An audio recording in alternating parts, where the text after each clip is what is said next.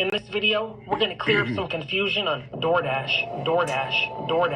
We're going to discuss the possibility of the DoorDasher being the door slasher.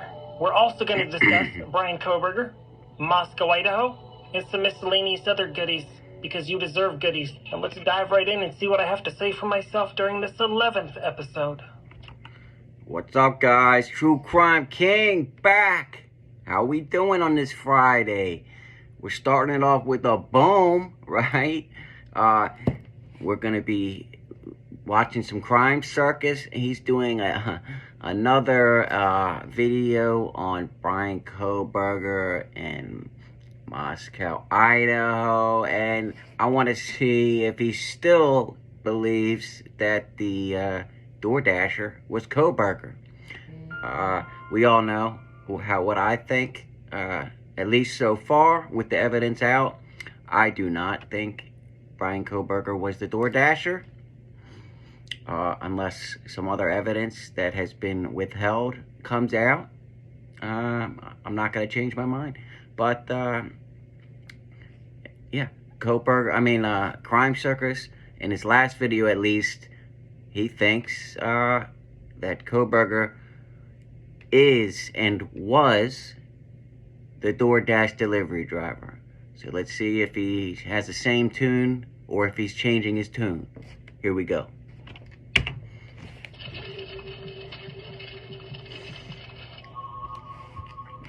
Good evening, ladies and gentlemen, and welcome to Crime Circus. My name is Drip Drop, and I'll be your host as always. We're just gonna start this video with a boom. No, seriously, this video is filled with booms, so don't skip ahead. You don't want to miss a single second of this video. I'm letting you know now, this video is pretty long. I'm going to be skipping ahead if it's not going anywhere. And I don't want to make two parts, but we'll see how it goes. A very brief legal disclaimer. This is a guessing show. This is non-factual. Any names of any people or companies mentioned had nothing to do with this crime, allegedly. This is all just somebody's fantasy, not based on reality. Anyways, moving on, let's proceed. In episode 10 in this series, I theorized the possibility of Bryan Kohberger being the DoorDash driver. That theory involves the other theory, assuming Bryan Kohberger is actually guilty of these crimes. Yeah. Okay. Well, whatever. He said last video that he believes Bryan Kohberger is the DoorDash driver. You can go back and watch my video if you don't believe me. I know some of you out there are convinced he's actually innocent. We're going to discuss... Yeah, and there's some of you out there that think Kohberger's innocent. That's totally fine. I am not one of them. Discuss the timeline involving the DoorDash driver and the information we have. That's super important. But first, let's discuss the possibility that some of you have brought up out there, that Bryan wasn't the DoorDash driver. Okay, that's me. What if he was the voyeur? That's right, ladies and gentlemen, the voyeur. The voyeur. A peeping Tom. I believe Kohberger was a stalker and, yeah, a voyeur. Yeah, probably in the woods behind the house. Hiding in the woods, peeping through the windows like the pet that he may have been. Maybe that's what he was doing in Moscow, Idaho 12 previous times. That's what I think happened. Not allegedly. That is what I think happened. Looking in people's windows. Maybe he saw everything. And when I say everything, I do mean everything. And we know that Madison and Kaylee, they didn't have blinds on their third floor bedroom, you know. So you can see right in there. There's plenty of pictures that prove this. The possibility that the DoorDasher turned into a door slasher and Bryan Kohberger witnessed it all. Maybe that's what Bryan was doing there, is watching. And he became terrified when he saw what he saw through those windows. There we go. There's my proof right there. No blinds, no nothing. You can just see right in there. You can see what they got on their freaking stand next to their bed, okay? He was scared, he was frightened, he panicked. He may have even made his way into the house after the door slasher left. walked to Xana's room and said, "It's okay, I'm here to help you." And then he... That could have happened, right? I don't think it happened, but it could be possible. May have heard a noise, which... with the evidence that we haven't seen, right? May have been Dylan's bedroom door opening, and he was frightened because the door slasher may have still been within the home. And that scared him to the deepest pits of his soul. So he ran as fast as he could, and his car peeled out of there. Do you think it's possible that Bryan Kohberger is actually the star witness in this case, and he saw the DoorDasher? All right, see, I'm going to skip ahead and get to the DoorDash part. Let's see here. Business. It wouldn't make any sense not to put that warrant in immediately. So that tells me the DoorDasher did not come forward on his own after the crime happened. Within 24 hours, DoorDash responded to the police, which was December 7th. DoorDash gave the police everything they wanted to know. And on the exact same day, December 7th, that's when the police went public for the first time ever that they were looking for a 2011 to 2013 white Hyundai Elantra. Yeah, okay. December 7th.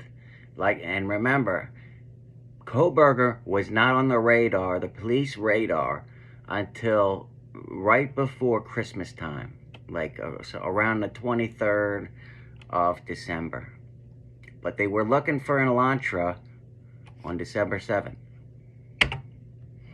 That's no coincidence, ladies and gentlemen. That's an important clue, an important piece of the puzzle. The next date on our ultra-important timeline is December 13th. So between December 7th and December 13th, that's important. According to the arrest affidavit, the police did speak with the DoorDash driver. Assuming Bryan Kohberger or Brent Kopaka is the DoorDash driver, I think it's highly... Okay, well, he threw in Brent Kopaka there. I've covered every single video that Crime Circus has done on this case. And I've never heard him talk about Brent Kopaka being the DoorDash driver until this second. Likely that they were spoken to between December 7th and December... So I don't know where that's coming from now. 13th. Because that's when things really started heating up in this case. And you know that's true. On December 13th, a picture of a white car from a local gas station is leaked to the media. I personally think that was leaked intentionally by law enforcement in this cat and mouse game. Approximately the exact same day, December 13th, when the picture of the white car leaked, that's when Bryan and his daddy fled the state. His daddy. Also something to keep in mind. Bryan's daddy flew out to Washington. That's a 12 to 24-hour flight with multiple layovers. And I'm not even including the 45-minute trip to the airport, or Bryan having to pick up his daddy from the airport. That is a ton of traveling for this man to be doing, away from his wife right before the holidays, going all the way across the country when his son's coming home anyways. Also, it wasn't a cheap trip either. It would have cost about $1,000. That's right, 1,000. I'm assuming that's per person, so it would have cost $2,000 for both of them to fly. $10, ladies and gentlemen. Which makes me think maybe the note in Bryan's bedroom said, "Dear Dad, thanks for spending $1,000 on the plane ticket. I'll pay you back if I get away with this." Moving along with this ultra-important timeline, December 15th. I bet most of you out there already know this, but it's important. It's part of the timeline. December 15th. Bryan and his daddy were pulled over twice, 10 minutes apart, just outside Indianapolis, Indiana. They were supposedly just looking for Thai food. And when Bryan's daddy mentioned that they were heading to Pennsylvania, you all saw the look on Bryan Kohberger's face. They didn't want the police to know about that. On their own, they started talking about Brent Kopaka's situation with the SWAT team, but they did not mention the Moscow, Idaho situation, which was a much bigger news story in the area. No tickets were issued, no insurance or registration was... Okay, so right there, that proves law enforcement probably knew about Kohberger by December 15th, but they didn't put anything out publicly. I'll tell you, I know that. Was asked for and no IDs were run. It was an advanced cat and mouse game, and the cat always catches the mouse. And there were dozens of FBI agents, tons of law enforcement, and a whole lot of great minds behind the scenes playing these psychological games on Bryan Kohberger. From December 15th and on, there's about a 2-week gap in this time frame. We really don't know what Bryan Kohberger was up to, what he was doing, or what law enforcement was doing behind the scenes. What we do know, Bryan Kohberger had gloves on. Bryan Kohberger was going to the grocery store. All right, he's not talking about Kohberger and the DoorDash driver, which is what I'm watching this video for, so hold on. Online sleuths had speculated that there was a DoorDash driver because of the Jack-in-the-Box bag that's on the counter in the kitchen. There's only 2 restaurants open at that hour in that area, Jack-in-the-Box and Taco Bell. They both do deliveries until 4 a.m. I've received a lot of comments regarding the arrest affidavit stating Bryan's cell phone was turned off, so he couldn't have been doing DoorDash delivery. Well, ladies and gentlemen, it's quite simple. If he was doing DoorDash delivery, he quite simply had a second phone, a burner phone. Okay, this is starting to get ridiculous. He wasn't the DoorDash driver, but I want to see where he's going with this. I see second phones and burner phones used all the time in these criminal cases. It happened in the Dan Markel case. It happened in the Mark Sievers case. So on and so forth. It happened so many times. Yes. In other cases, plenty of other things happened, but not in this case. Also, it's a good possibility that somebody was with him. Maybe Brent Kopaka or somebody else. Okay, see, this is the first video that he's ever suggested that. So I don't. Go watch his video before this. He was talking totally different about. He was saying Kohberger was the DoorDash driver, and he wasn't talking about any burner phones or anything like this. I'm just guessing, and I'm just wondering, and I'm just asking questions. But yeah, but my problem is you can't just keep changing the story to fit your narrative, right?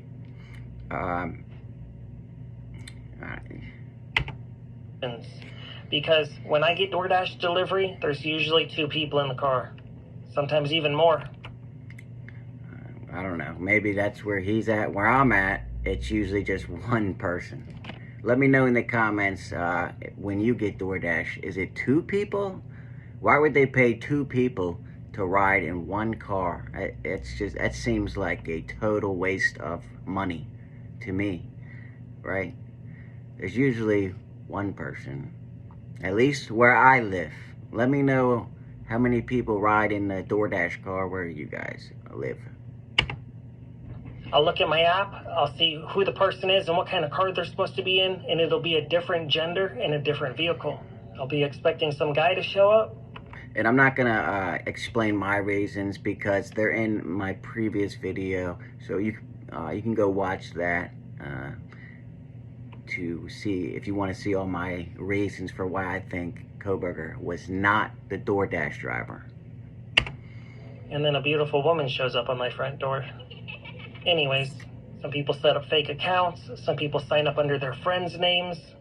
There's a lot of possibilities there. Let's talk about mileage on Bryan's car. That's important. Check this out.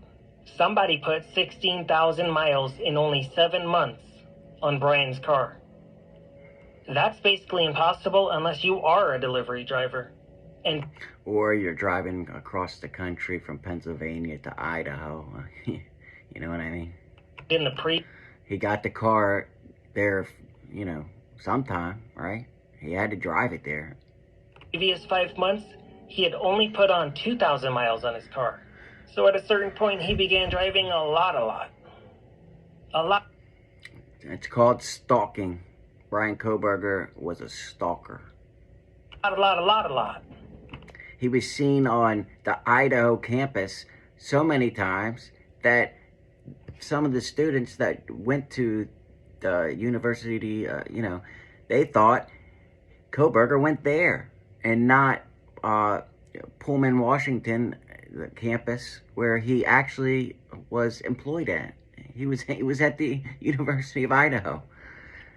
So obviously he's driving over there you know, every day and back, you know, and all, who knows where else, right? Following whoever.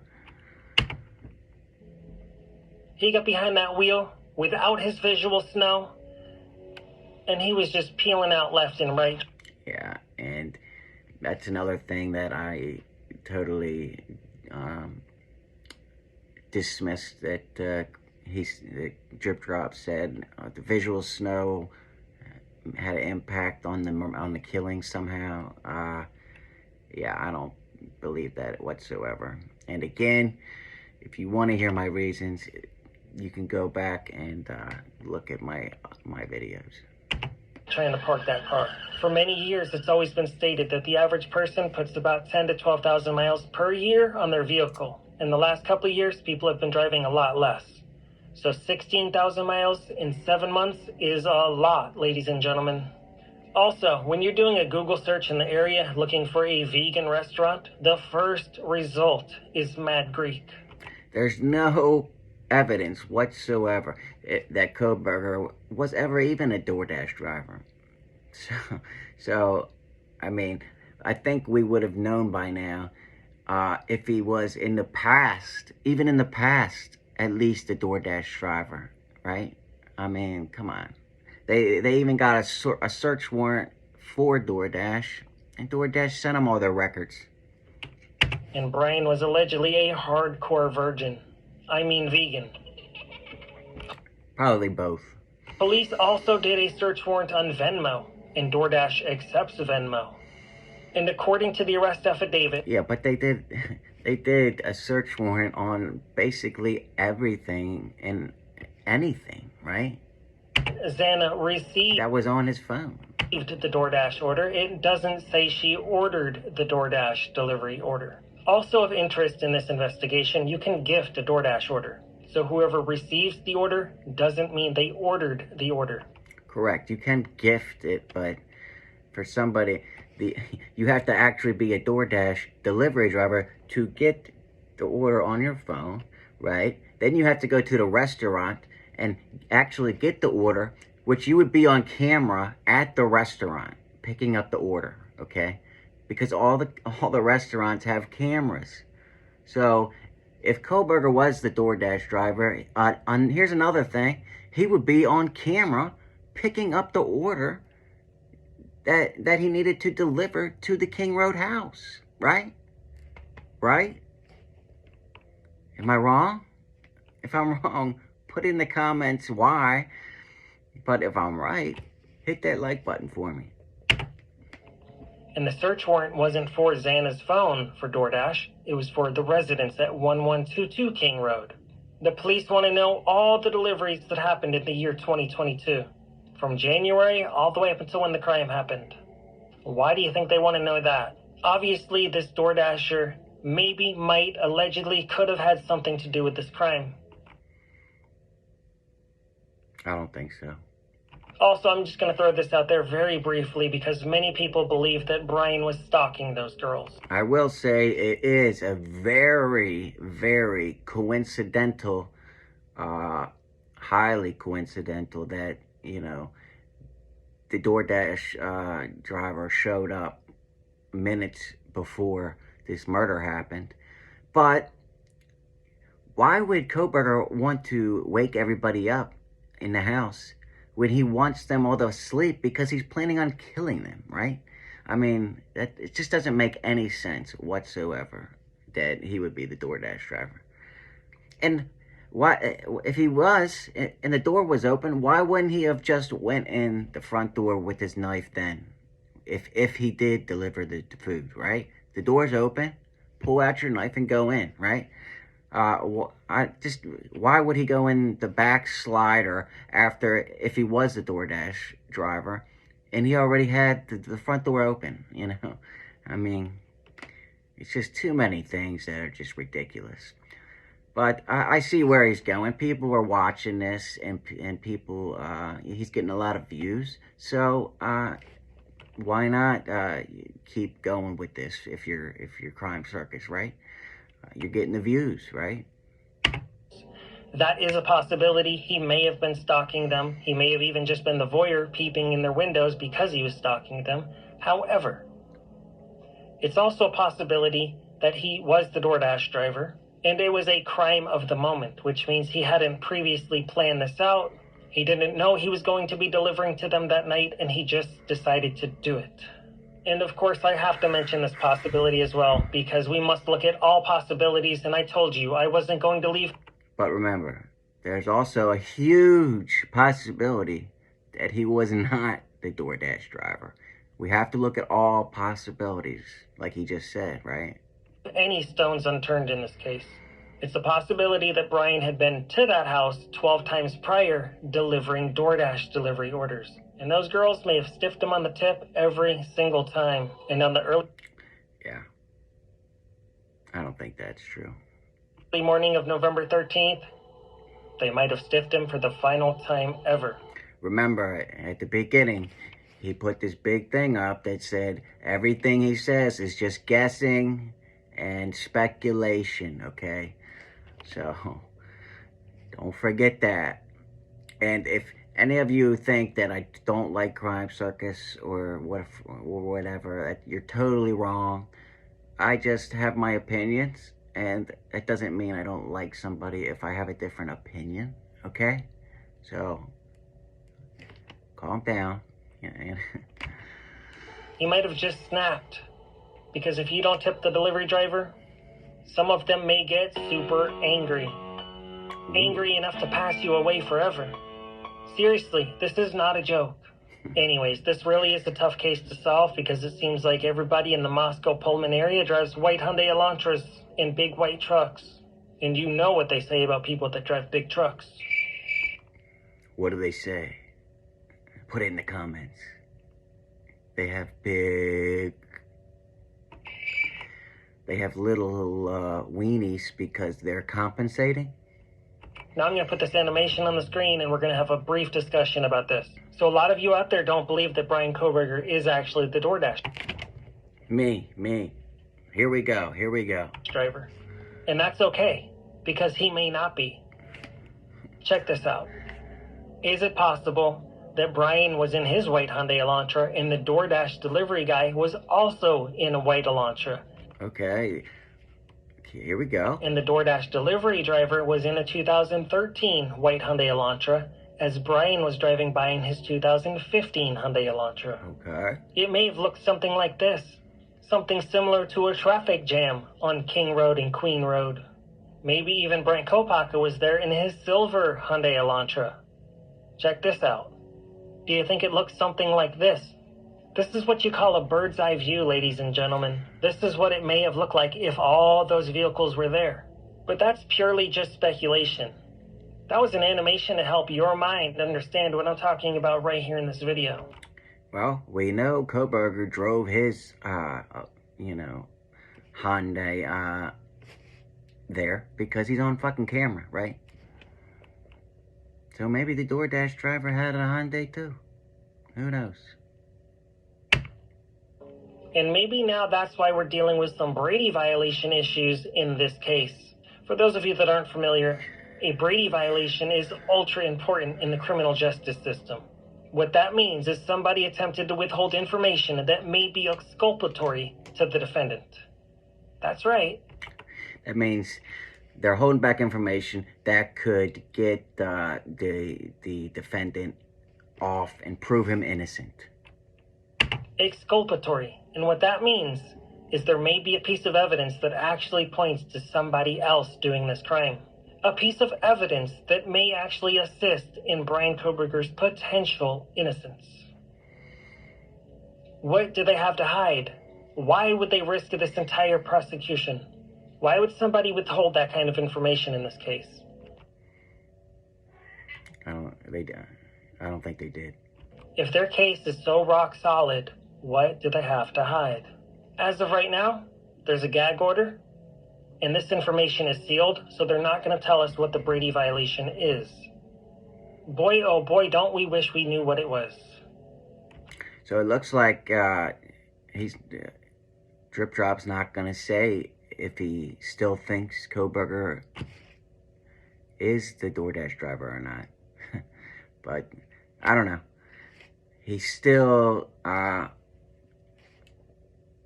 far as I'm concerned right now, he still thinks Kohberger is the DoorDash driver. You think it has something to do with Dylan, Enon, or somebody else?